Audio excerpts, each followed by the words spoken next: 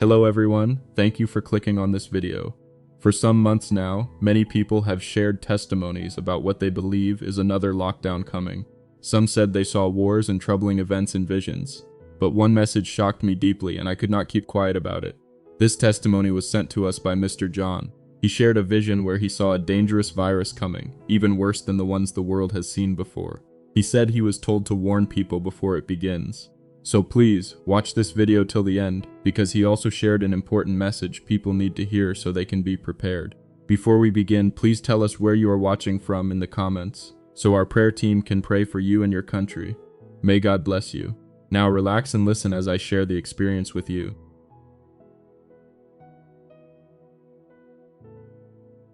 My name is John, I am 36 years old and I live in Australia. I have been sitting on this for a while now. I kept telling myself, nobody will believe me. I kept telling myself maybe I was just tired, maybe it was just a dream. But every time I close my eyes at night, I still see it. Every time I wake up in the morning, the first thing that comes to my mind is what I was shown. And I cannot carry this alone anymore. I just cannot. So today, I want to share something with you. And I want you to please listen with an open heart. Not because I am trying to scare you, not because I want attention. I genuinely do not want attention. If I did, I would have shared this a long time ago. I am sharing this because I was told to. I was told that time is short and that people need to hear this. So here I am. But before I get into what I saw, I need to tell you about my mother. Because that is where this story really begins. That is the part that still breaks me every single time I think about it. My mother was a good woman. I mean that from the deepest place in my heart.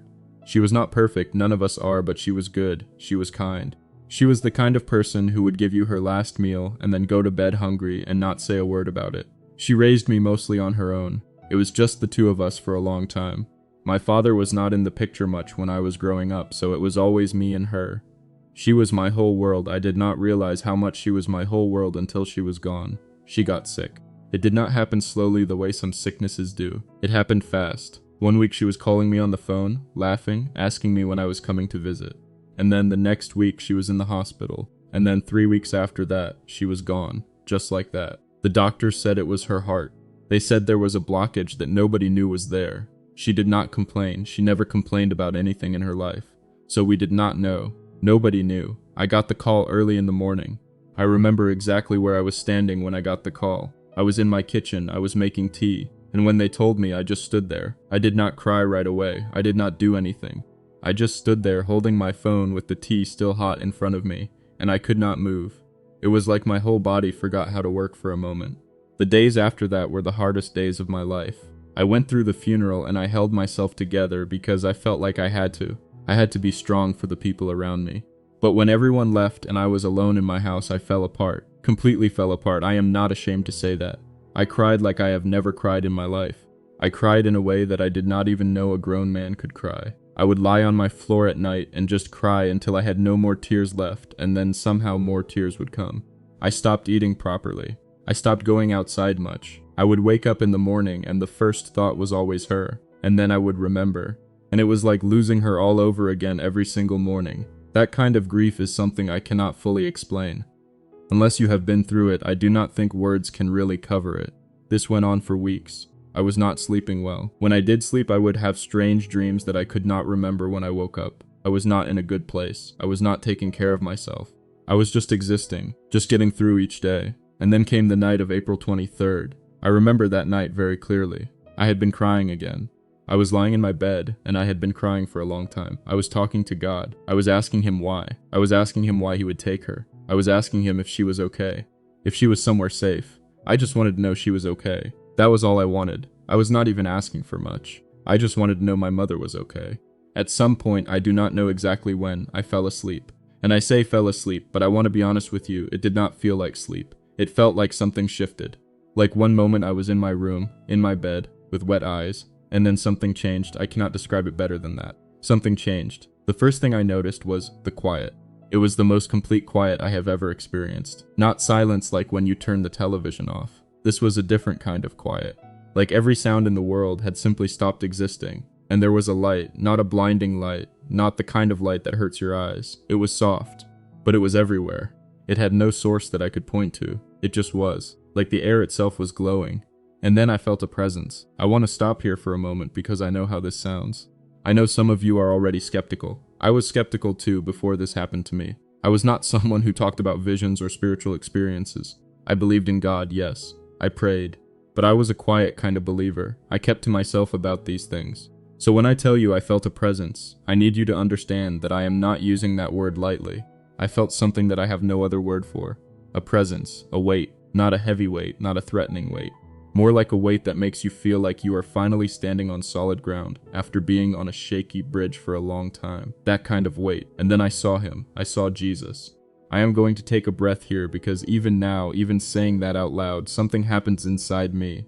Something in my chest tightens up and I feel like I need a moment because I know how big that statement is. I know what it means to say that. And I am not saying it for any other reason except that it is what happened. He did not look the way I expected him to look. I had seen paintings, I had seen all the pictures you see in churches and on the internet, but this was not like any of that. I cannot tell you the exact details of his appearance because words are not enough, but I can tell you that the moment I saw him, I knew exactly who he was. There was no question in my mind, no confusion, just an immediate knowing that went through my whole body. And I was afraid. I want to be honest about that. My first reaction was fear. Not the kind of fear you feel when something bad is about to happen. More like the kind of fear you feel when you suddenly realize how small you are. When you realize that you are standing in front of something so much bigger and so much more real than anything you have ever known. That kind of fear. My whole body was trembling. But then something happened. He looked at me. And when he looked at me, the fear did not disappear completely, but it was covered by something else. It was covered by something that I can only call love. Not a small love, not a normal human love. Something so much bigger than that. Something that made me feel like every wound I had ever had, every sad night, every moment of loneliness, every tear I had ever cried, all of it was seen and known and held. That is the best way I can describe it. I felt help. He spoke to me. I will not try to give you exact words because I do not think that is the right way to share this. But he revealed things to me. He made me understand things. Not just in my mind, but in my whole being. He showed me where my mother was. He let me know that she was safe, that she was at peace. And I cannot tell you what that did to me. After all those weeks of pain and not knowing, to receive that, I just broke down. I wept, even in that place, even in that light, I wept. But it was a different kind of weeping. It was relief. It was the kind of crying that comes when something heavy has been lifted off you. And then he began to show me other things. And this is where the experience changed. This is where it became something I was not prepared for. He showed me the world. Not in a way that I can fully explain, but I was seeing things happening on the earth. Real things. Things that looked like the present or the near future. I could see cities. I could see people. And what I saw shook me deeply. He showed me schools, and the schools were empty, closed. The buildings were there, but there were no children inside. The playgrounds were quiet. The streets outside were quiet. I could see parents at home with their children, looking worried, looking lost, looking like they did not know what was going to happen next. The children were not laughing. The children were not playing. They were just there, inside their homes, and you could feel that something was very wrong. He showed me churches, and this one hit me hard, because I had always grown up thinking that churches would always be full, that no matter what happened in the world, people would always gather to worship. But what I saw were churches with their doors closed, services canceled, the buildings standing there empty, silent, and I felt such a sadness looking at that, such a deep sadness. He showed me hospitals, and I do not want to go into too much detail about what I saw there, because some of it was very hard to look at. What I can tell you is that they were overwhelmed. The people working in those hospitals were exhausted. They were doing everything they could. But there were so many sick people, so many. And outside the hospitals, there were people waiting, people afraid, people not knowing if the people they loved inside were going to come back out. He showed me streets that were usually busy, filled with cars and people and noise, and they were empty, completely empty, like the whole world had pressed pause. Like everyone had gone indoors and nothing was moving anymore, and there was a feeling that came with seeing those empty streets. Not just sadness, something closer to dread. Like the world was holding its breath, and nobody knew when it was going to breathe again. And he showed me something else. He showed me people being carried away. I am not going to go into the details of this because it is not something I want to describe in a way that upsets people unnecessarily. But there were bodies being carried away, day after day.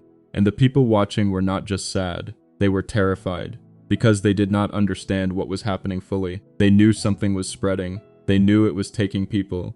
But there was so much uncertainty, so much not knowing. And while I was watching all of this, while I was seeing all of these things, I found myself asking a question, not out loud, but from inside me. A deep question that came from the most honest part of who I am. I wanted to know if humanity was going to survive this, if we were going to make it through what I was seeing. That question came from a place of genuine fear, because what I was seeing did not look small. It did not look like something that would pass quickly. It looked enormous. And he answered me. He revealed to me that this was not something that came without reason. He made me understand that people had drifted so far, that the world had moved so far away from what is good and holy, that things that should have been treated with reverence were being treated with contempt, and things that should have been called wrong were being celebrated openly. He did not reveal this to me with anger. That is something I want to be clear about. There was no anger in the way he communicated this. There was something that felt more like grief, a deep, deep grief, like a parent who has watched their children make choices that hurt them, and has tried everything to call them back, and has not been heard. And he told me that this was allowed as a wake-up call. That word wake-up call is not exact, but it is the closest I can get. He was showing me that this suffering was not the end of the story. It was a call back, a loud, painful, unavoidable call for people to stop and look up, to stop and ask themselves the real questions, about life, about eternity, about where they stand. And then he gave me something that I needed to hear. He showed me that even in the middle of all of this suffering, people were turning back. He showed me people on their knees. People who had not prayed in years, people who had walked away from God a long time ago, people who never believed, getting on their knees in their homes and crying out. He showed me families gathered together reading the Bible, reading words they had not opened in years. He showed me people calling each other, reaching out to each other, checking on each other. And he revealed to me that many souls were coming back during this time. Many souls that had been lost were finding their way home during the very thing that looked like it was destroying everything. And that gave me something. Right there, in the middle of all the heaviness of what I had been shown, that gave me something to hold on to. But then he told me something that changed the weight of everything. He told me that I needed to share what I had seen. He made it clear to me, not with urgency that felt like panic, but with a seriousness that I felt in every part of me, that what I had been shown was not just for me, that it was meant to go further, that people needed to hear it. And he told me that if people refused to turn back, if people heard the call and still chose to ignore it, there was more coming. He revealed to me that another wave of darkness was on the way if people continued on the path they were on, that this was not the full measure of what could come, that there was still time, but the time was not unlimited. That was the moment I felt what I can only describe as the most serious feeling I have ever had in my life. It was not fear for myself. It was something more like the feeling you get when you know something that other people need to know, and you realize you are the one who has to go and tell them. That kind of responsibility, that kind of weight, and then the light began to fade, and I became aware again of where I was, my room, my bed, the darkness of a normal night, and I was shaking. My whole body was trembling, and I was covered in something like a cold sweat, and my face was wet with tears that I had not even known I was crying. I sat up in my bed, and I just sat there in the dark for a long time. I did not sleep again that night. I got up, and I turned on my lamp, and I sat on the edge of my bed, and I tried to process what had just happened. My mind was going in every direction. Part of me was saying, it was just a dream, you are grieving, you are not sleeping well, this is what grief does to you. But another part of me, a deeper part, knew that was not right. Because there is a difference between a dream and something that leaves a mark on you in a way that does not fade when the daylight comes. And this left a mark. This left something in me that I still feel every single day. I picked up my Bible. I do not know exactly why, it was just the thing I felt I needed to do. I started reading. I went to places I had read before but never really sat with. I spent hours that night and into the morning reading. And what I found there, the things that are written in that book about the end of times, about the days when men will be lovers of themselves, about pestilence and trouble, about hearts growing cold, about the call to return, about the promise that those who seek will find. All of it was sitting there, on those pages, waiting for me, and I sat there on my bed with my Bible in my lap and I just wept again, because it was all there, it was all already written. And I need to pause here and just say something honestly. I am not a Bible scholar. I did not grow up with great knowledge of Scripture. My mother was the one who had that. She knew her Bible. She could quote it to you from memory. I was never that. I was the one who believed but kept it quiet, kept it personal. I was not someone who went around talking about these things. So I want you to know that when I say I found confirmation in the Bible, I am not saying it from a place of someone who spent years studying theology. I am saying it from a place of someone who was desperate, who picked up the book, and who found things there that lined up with what I had been shown. in a way that I could not explain away. I stayed in my house for several days after that. I did not talk to anyone about it. I was not ready. I honestly did not know how to begin. How do you call someone and say what I just experienced? How do you start that conversation? I went back and forth so many times. I told myself I would share it, and then I would talk myself out of it. I was afraid people would think I had lost my mind because of losing my mother. I was afraid people would dismiss it. I was afraid of a lot of things. But then I thought about those people I was shown. Those millions of people hiding in their homes, afraid and confused. Those families watching someone they love be taken away by something they could not fight with their hands. And I thought about the fact that I was told, specifically told, that the message needed to go out, that people needed time to prepare, that the warning was given so that people would not be caught without any knowledge at all. And I thought about my mother, and I thought about how she lived her life. She was not someone who kept good things to herself. If she had something to give, she gave it. If she knew something that could help someone, she said it. She was not selfish with what she had. And I thought if she were here right now and she knew what I know, what would she do? She would share it. Without hesitation. She would sit someone down and look them in the eyes and tell them the truth because she loved them. So here I am, doing what she would have done, doing what I was told to do. I want to be very specific now about the things I was shown to warn people about. Because this is not just a general feeling or a vague spiritual impression. There were specific things, and I want to make sure I say them clearly. The first thing is this. When you begin to hear the rumors of this virus, when the talk starts to spread, when you start hearing things in the news and people start whispering about it, do not be out in the streets. Stay inside. He revealed to me very clearly that there is safety in staying indoors when the reports begin. I know that might sound simple. I know it might even sound like ordinary health advice. But the way it was revealed to me, it was not just practical advice. It carried a weight of warning. Like it mattered deeply where you were at the beginning of this. Like the beginning of it is a critical time, and where you place yourself during that time has real consequences. So please, when the rumors begin, when the news begins, go home. Stay home. I know that is not always easy. I know people have responsibilities and obligations. But please hear me on this. The beginning of this spread is not the time to be in crowded places. It is not the time to be dismissive. Take it seriously from the very first moment you hear about it. The second thing is this, food. He showed me that there will be a time when getting food is not easy. Not impossible, but not easy. And he told me that the time to prepare is now. While the shops are still open, while the shelves are still full, while things are still normal, gather what you need. I am not talking about hoarding in a greedy way. I am not saying take more than you need so that others go without. I am saying be wise, be thoughtful, think ahead. Stock up on the basics, the things that will keep, the things your family needs. Because when the disruption comes, you do not want to be in a position where you are desperate and hungry and afraid all at the same time. One of those things is already enough to deal with. Do not add hunger to it if you can avoid it. This is wisdom. This is preparation. There is nothing wrong with being prepared. God has always called his people to be wise, not to be caught completely off guard when difficult times come. And the third thing, this one is very important to me and I want to say it carefully. He told me that everyone who hears this message has a responsibility to pass it on. Not everyone is going to saw. Not everyone is going to have an experience like this.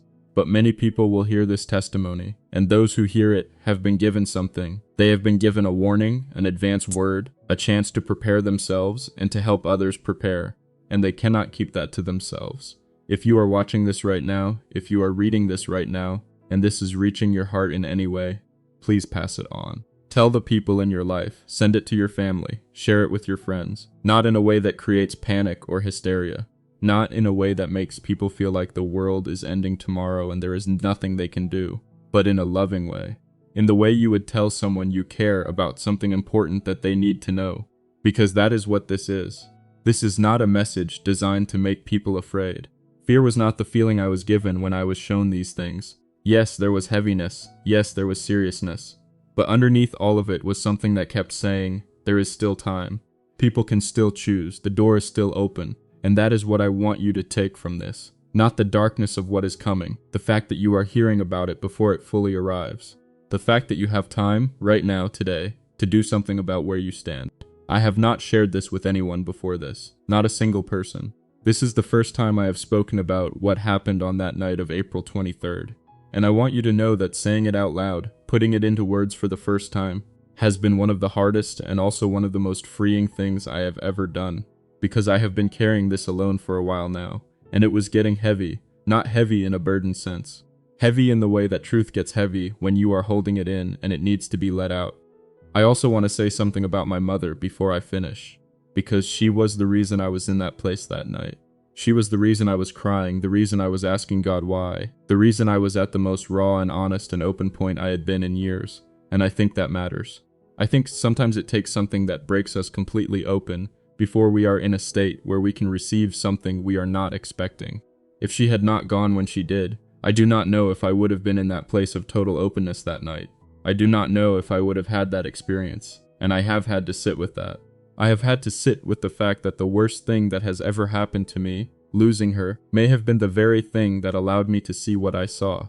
I do not say that to make losing her seem okay. It still hurts. It is always going to hurt. But I can see now that nothing is wasted, not even our pain, not even our grief. She was a woman of faith. She believed her whole life. And I believe with everything in me that she is where I was shown she is. I believe she is at peace. And that is something that I get to carry now.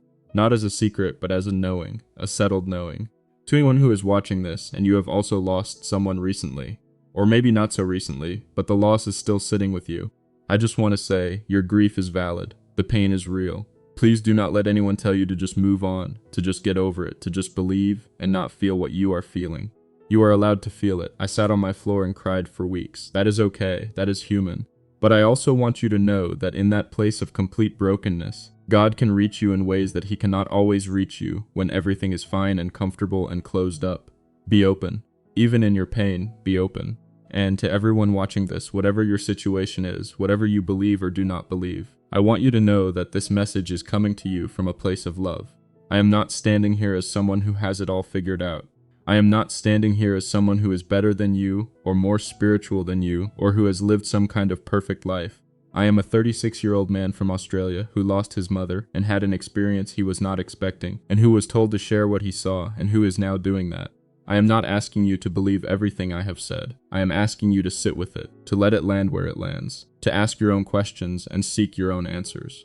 To take seriously the times we are in and to think about where you stand, not just physically, not just in terms of food and safety, but spiritually. Where are you standing? Who are you trusting? What are you building your life on?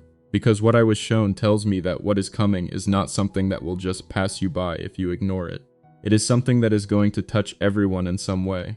And the people who are going to be okay, and I mean truly okay, not just surviving but okay in the deepest sense, are the ones who are grounded, the ones who have something real underneath them, the ones who have dealt honestly with the big questions before the storm hits and not in the middle of it. So please, while there is still this quiet, while things are still relatively normal, use this time. Do not waste this time. Have the conversations you have been putting off. Make peace with the people you have been avoiding. Turn back to whatever you have walked away from.